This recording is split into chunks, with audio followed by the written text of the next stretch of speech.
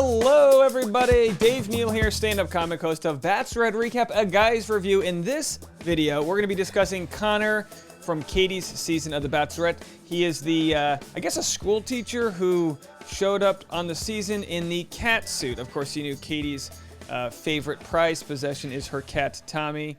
We love Katie and Tommy. And so he shows up dressed as a cat. And I'll tell you what, sometimes when you start off on a gimmick, you can only be remembered for that gimmick. Oh, he's the guy who showed up in a box. Oh, he's the cat guy. Oh, you know, he's the guy in the ball pit, whatever. Connor transcends that. He is a he is a prized possession that Bachelor Nation should really promote more. He's only got 13,000 Instagram followers. What do we do? You know what I mean? Like there's always going to be drama on the show. There's always going to be some shiny red ball rolling down the street that you got to, look at. But Connor has got talent, both musically, he's funny. We got to address this more. So in this video, I'm going to play Heather McDonald talking about Connor. Of course, Heather was the comedian on this episode who you got to coach them. So we'll see what she said.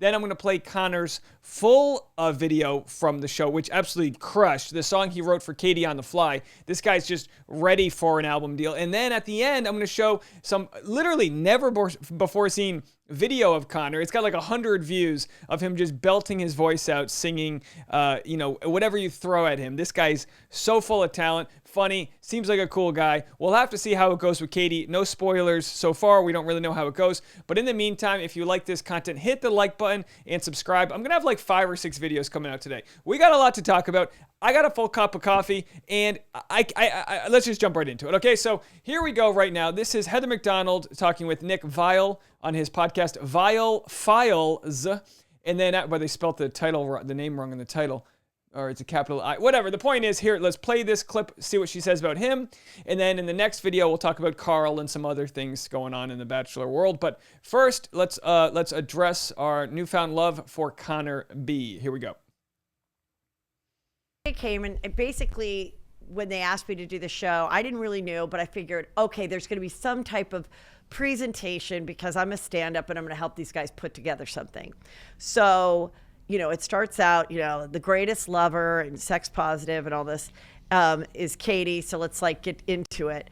And I was glad how it worked out because originally I was like, this is a little too sexual for me. Like, I'm raising 2 straight males who, I'm sorry, wish they weren't, but they're straight. Whatever. They'd do better in Hollywood. No, I'm just kidding. So I just was like, jokes. So I'm like, and I'm like a mom with teenage boys. Like, I can't be too show your dick size, buddy. Like, are you talking about what you were saying versus what was aired?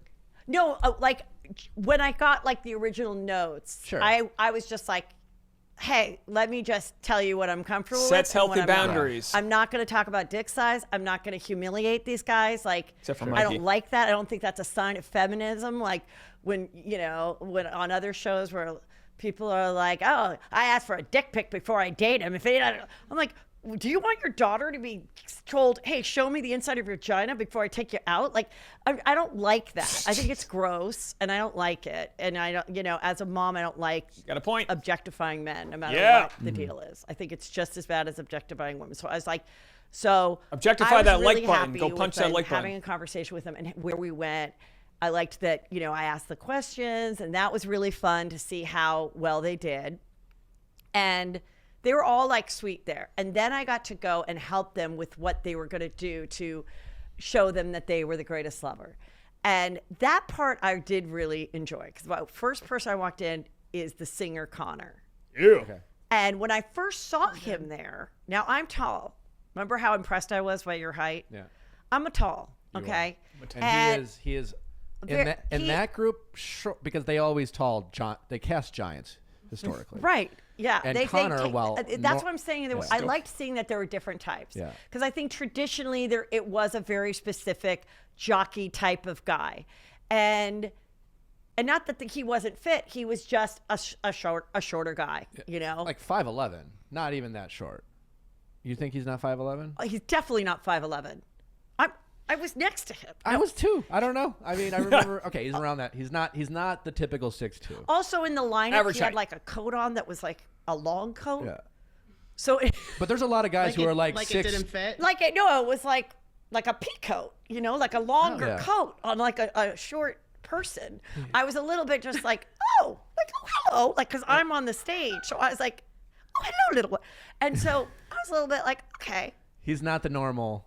But then when I went over and he starts telling me the words to the song and how talented he was and clever, I was like, oh yeah, I got it now. Like, Talent I got why he wins. was chosen. I got why she's into him. I think he's super cute. She's petite, so it doesn't matter. Yeah. And it doesn't matter even if she was tall and he was small. But I'm just saying, I was like, oh my God, I'm into this. And then what I wish they did show is, because I did really kind of help some of them.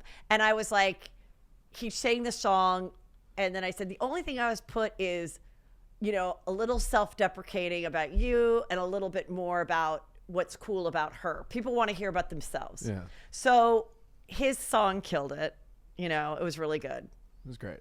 He's apparently he was or is a piano bar performer.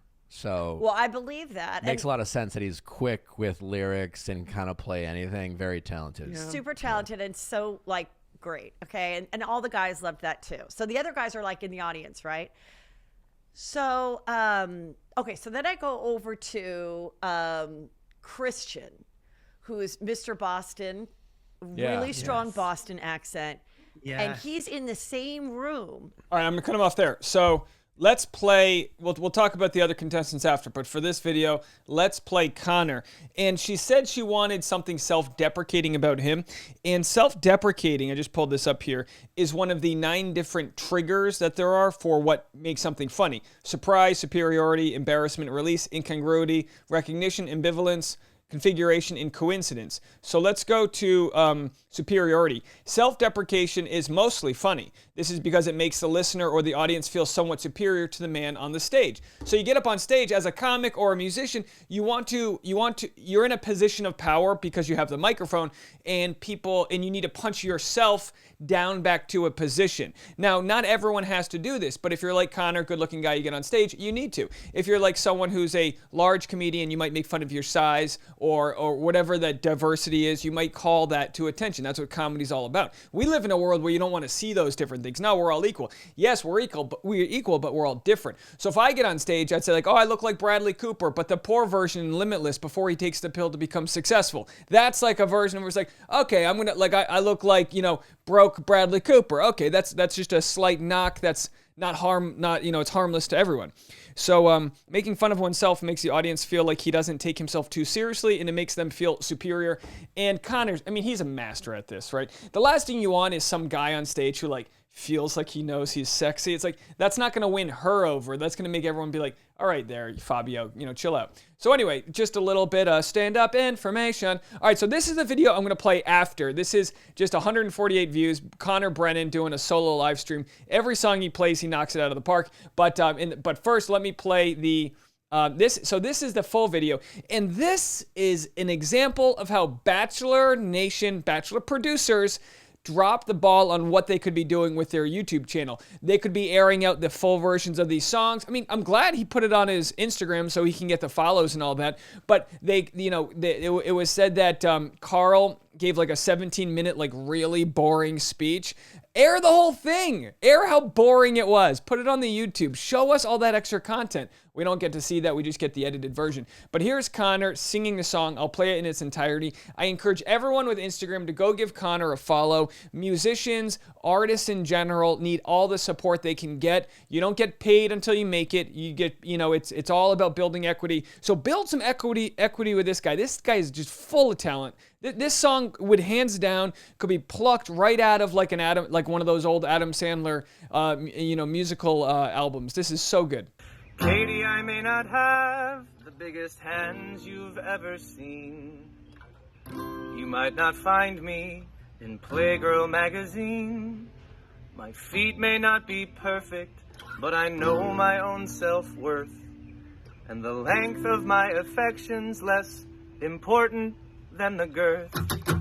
I'm not the tallest guy you've ever picked up in a bar, but I'm comfy in an airplane or the backseat of your car. I'm not setting any records when I look down in the shower, but baby, I'm a giver.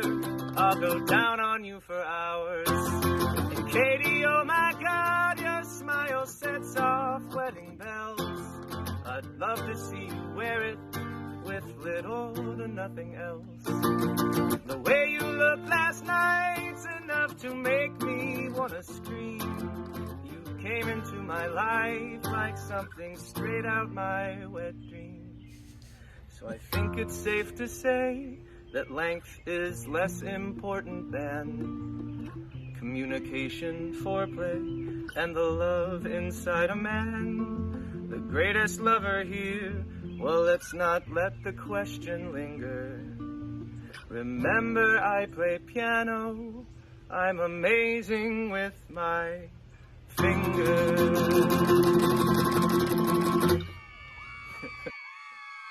Katie, I may not... Oh, then it repeats. Connor Falcon, everybody. There he is. Connor Falcon flying away with that song. Yeah, I would say he's the GOAT.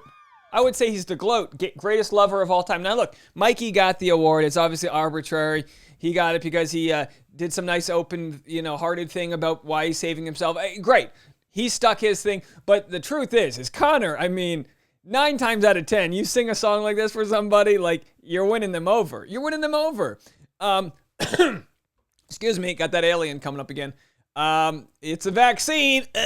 No, get it. Come on. All right, California's opening up, and I'm still locked in here making content for you guys. We're going to keep doing it. All right, so he's a spin instructor, math teacher, songwriter, and dueling pianist. Let me tell you something. We all know about the 10,000 hour rule, 10,000 hours to perfect whatever it is you do. Well, a lot of musicians will play bar shows, road shows. Heck, the Beatles, in the movie, in the book, The Tipping Point, they talk about the Beatles. They got their 10,000 hours by playing, at strip clubs in Germany. Like, they were touring, and, you don't realize it till you get, like, Chris Stapleton, he's just a road musician. You play dive bars. I have a show Friday night if you want to come. Underground show in Echo Park, Los Angeles. Go to my Instagram at DNeals if you want to come to that show. I think it's free too. I think a lot of some Bachelor subs are going to be there. So come hang out. It'll be fun. 7 o'clock Friday. But the point is that you got to spend those hours logging that work. And as a dueling pianist, the guy puts the hours in. So he's got a Spotify. I'm not going to play this because I don't know if these are licensed music, so I don't want to. But he's got original music on Spotify.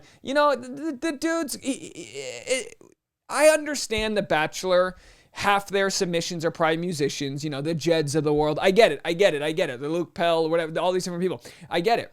So they want to be like, oh, he's a school teacher. That's the story we want to tell. No, Connor Brennan is a gosh darn musician, and he deserves to be out there spreading his message. Not to say he can't be good as a school teacher, but look, he's bigger than that. He's bigger than 30 people in the classroom every year. That would be nice. He's just built for a bigger platform. I'll argue with you on that one in the comments section. Let me know. It doesn't mean we don't need great school teachers out there, but this guy clearly doesn't have his goals set on teaching math to 4th graders. That just doesn't add up, okay? Wow. All right, so here he is. Let's just play a song. I was skipping through this to see what song I wanted to play. It's a digital sort of like set list where he's just taking requests. The guy could play the phone book. He just goes back and forth. Look, he's got his PayPal in there. Wouldn't that be fun if some of you guys sent him a PayPal? Do whatever you got to do, but there he is, PayPal and his Venmo. You can see that right there. Request songs, you can request. So anyway, this has 148 views. Let's play one of his songs and just have a listen. Of course, these are him playing covers. There was a secret chord David played and it pleased the Lord. You don't really care for music, do you? It goes like this, the fourth, the fifth, mighty fall, the major lift, the baffled king composing, hallelujah. Good chest he's showing there.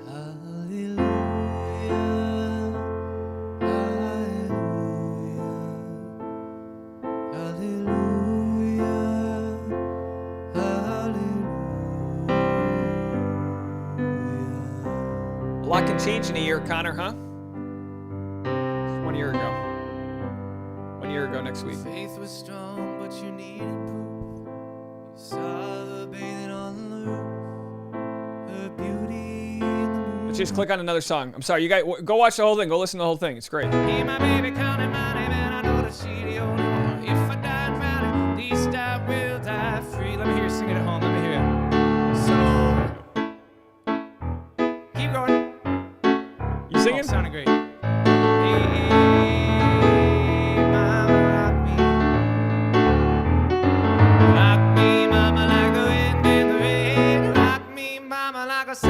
country. Hey, mama, rock me. Hey, mama, rock me. Hey, mama, rock me. Let's just play another one. Randomly choosing this.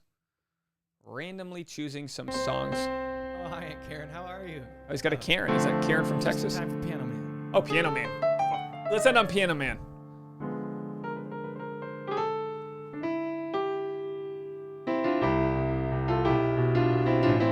Okay.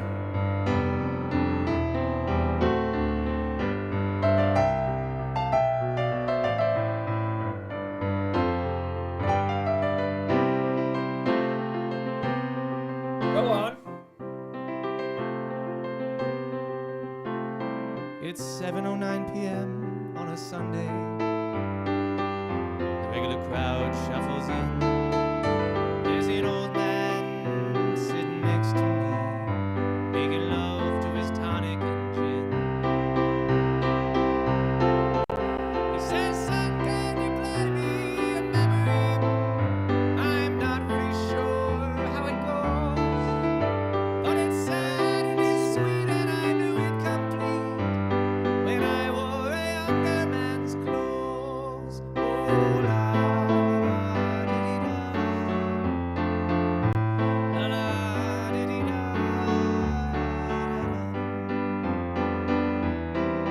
Won't you sing us a song? You're the piano man. Sing us a song tonight. Well, we're all in the mood for a melody. You've got us feeling alright.